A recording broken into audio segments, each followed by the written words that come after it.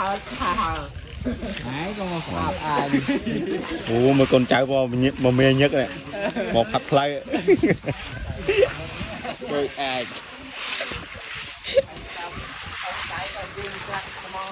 Lần thơ cá trong mê ta lao mà là khai ơi.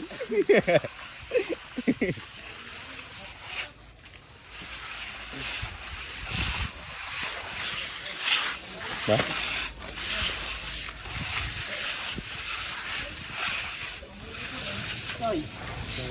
Chơi mấy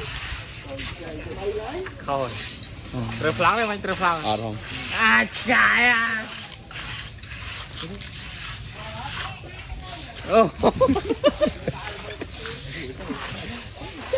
vi đấy. ôi mày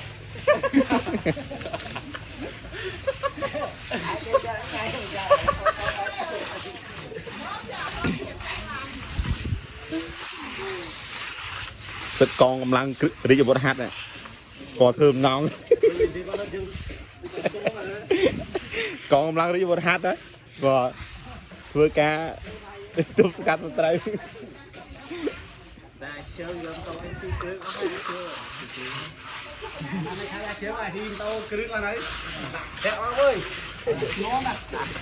dân con tia mau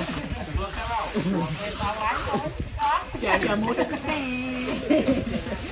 hôm nay tao thấy hai lứa nghe mấy dân con tia làm cầu mua đó ăn rồi chia rồi chia mua đã bán không làm phòng rồi đó lên là nghe Sẽ pin tí ấy, răng thơ lên đó. Pin tí kho cho thuốc rồi. Ở đâu mà nó nghe không có lời nghe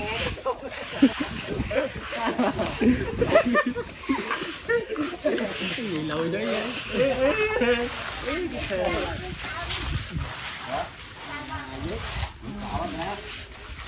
tạo chua bắt đầu